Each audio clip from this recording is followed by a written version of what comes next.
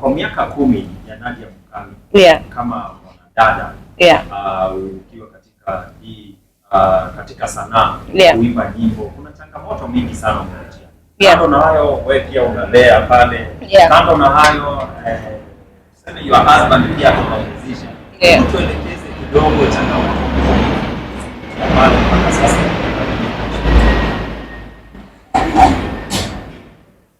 Okay, nilikuwa nangoja ndege ipite.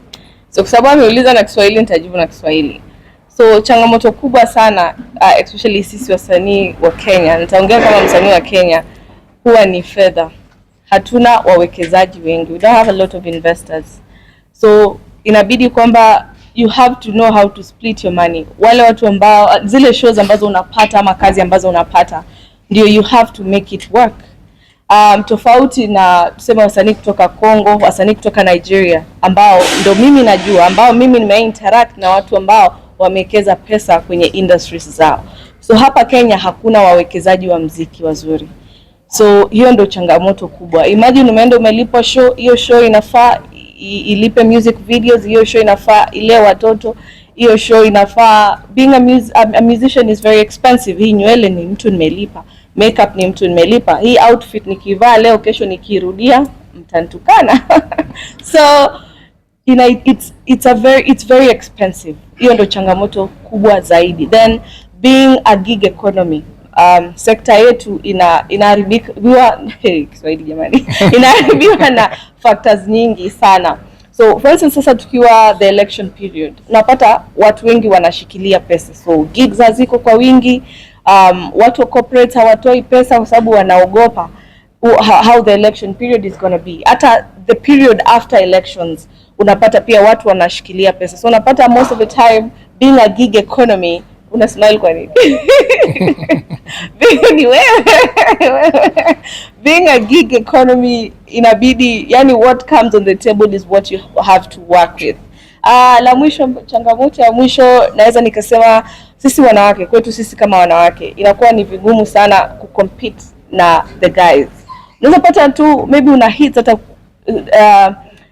yani una hits nyingi than a male artist, lakini mtu anaona because you're just a woman akulipe vibaya ama kitu kingine. Ukienda kwenye show una hits kuliko mtu fulani, lakini yeye ndo afunge show kwa sababu he's a guy. So naweza sema sisi kama wanawake tunapambana sana, female artists tunapambana sana to make it work. Yes. Okay. Okay. Sasa man. Yeah. Yeah. All that time.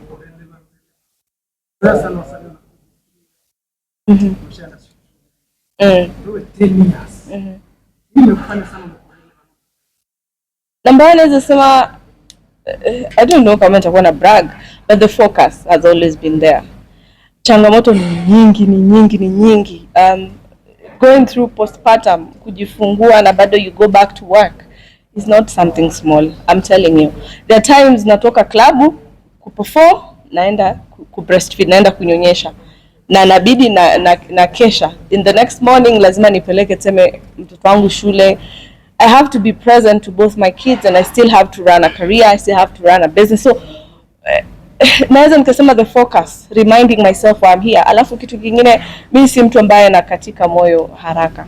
Yani before I'm heartbroken ile now I can't do this, sijui utakuwa umefanya nini. I'm not somebody, I'm a person who even when I fall I like to pick myself up. That's yani my friends like tell me una move on haraka. Yeah, I think I like to move on from situations and very fast. I pick myself up. You're doing 10 years. Yeah. If someone says how to buy Nadia, how much?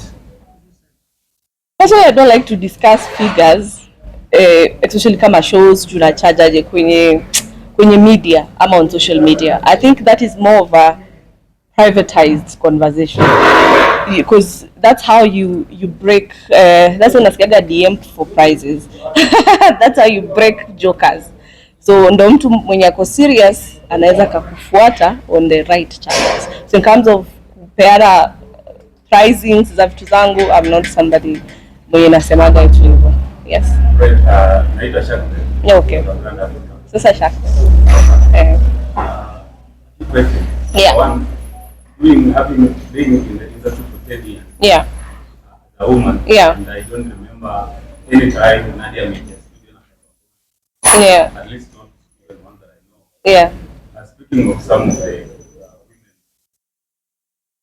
tell them.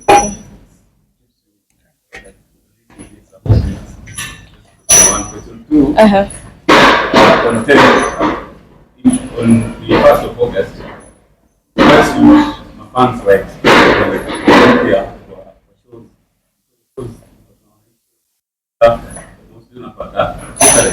Of what happened? Yeah. So fans were expecting. Then my last question, don't know kama itakuwa personal. Are you umetengeneza mambo na Okay, nitaanza na your first question, which is na breastfeed, so memory. Amesema nini? Tuanze na ya mwisho. Ama pia narudia tu. Nikiingia studio nimekumbuka. What is different? Acha nianze na what is different. I'm going to be dancing more. I'm going to do more of theatrical works. That is what we're going to be doing, and poetic stuff. So it's not the usual come niimbe niondoke. I'm going to be dancing more. I've been in the gym, I've started rehearsing. So it's not more of come sing, go. It's more of theatrical, poetic, band, choir, that kind of feel. So that is what something different that you should expect. The other thing you've asked about what the consistency and removing music and chucking music, that is, as I said, the focus. Alafu me, when it comes to my work, this is my office. What I know how to do it well, and kitu ambacho inanilisha.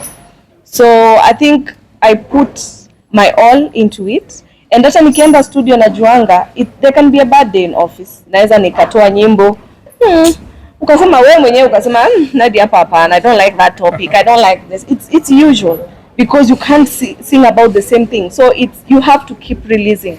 Hii kibako, keep releasing. Hii kiwork, keep releasing. So I feel it's just keep releasing the work. Naona ni kama Safaricom. I'll give an example of Safaricom. Acha tu ni drop. Unaweza kuwa na products nyingi, leo hii uka feel hii hapana, but they keep launching new products every time. Yeah. Oh. Mambo ya Chic. Ni muziki. Ni muziki, yeah. Yeah. Okay. So visually yeah.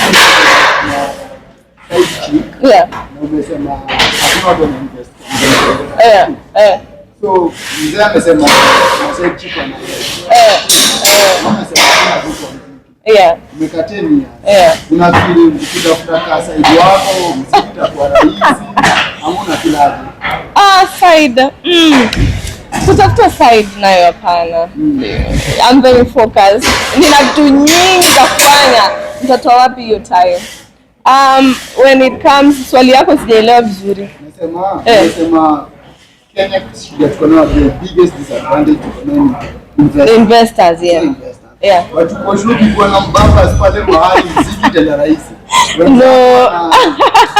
No. At the end of the day naanzanga na ile focus uko nayo. Ukikuwa focus, unaweza pewa pesa, unaweza pewa milioni 10 ikakuchizisha and you do nothing about it, ukayaribu. So I feel it's kwanza, what have you done with the little that you have? How have you managed the little that you get from shows, deals here and there, streaming? How do you handle that? So from there you learn how to work with it. So as nikasema, maybe another future generation will be advantaged enough to have that. Yeah. Okay, so we'll do this. Let's do this. We'll take 2 more questions because there's something going on. So we've not had females speaking. Can I get a female, please? My Yes. name is Vero from Live. Hi, Vero. Hi. And I have 2 questions actually from the challenges that you spoke about, about having investors. What can be done so that investors can support the musician? The other question is about how women struggle in the industry. you're not the first woman to say that as an artist in Kenya. Yeah. What can be done still so that women can be as artists like the men are? Okay. And also, I just wanna congratulate you and appreciate you on how humble you are. Thank you. We saw an incident at a conference in a school where you knelt down and apologized. No, it was not late. Yeah? It was lack of payment. Lack of I want to clarify that. There was payment wrangles. You see what the media picks is it was tulisumbuka sana for them to make the final payment. Ilibidi mtu mwingine akuja nilipe ndo nipande. So you can't explain that to the fans. So that is what happened. Yeah. It was payment wrangles, just to make it clear. Yeah. So nijibu swali yako ya kwanza, the investors issue. Number one, we lack proper structures. We've said that 1,000,001 times. Structures naanza, I don't know which body even currently that is paying the Kenyan royalties. Sijui scale ya chishwa. Yani, we lack proper structures. Number two, sisi kama wasanii pia, we need to be united. Do we have a proper artists union? That tunaweza sema that all top artists, they can drop their ego, me included, to go and form an union so that hata tukiitwa. We heard when the betting issues was up, there's a question that we were asked. Hata nikiongea, naongea na Nadia, naongea na nani, naongea na ama nitakuwa naongea na union. So us as artists need to, especially the top artists, we need to form a union. Because hiyo ndo ita protect industry yetu.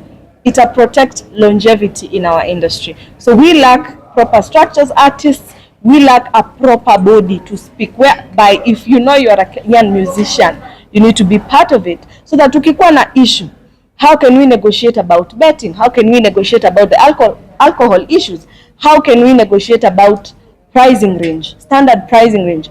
Wewe top artist msichukue less than this amount. Tukienda kwa show yenye iko na foreign acts usichukue below this amount. Kama wewe ni popping artist, kama wewe ni chatting artist, kama wewe ni, yani there's so many avenues. We don't have we are very much, yes, industries are unstructured. The music business is very unstructured, but ours is very unstructured. You understand? And that's why unapata ukikuwa popping, that's the time you should make your most money. Now what happens when the light has moved from you to person B? What happens? It means that you won't make as much money from the music. So it's not about, I know when you're hot you think like, no, I don't need those things, I don't need union. But what, because kila mtu anakuaga na time yake. That is the reality. There's a Nadia time, there's a Nikita time, there's a Bridget time, there's a Njerai time. That is how the music industry works. What happens when the light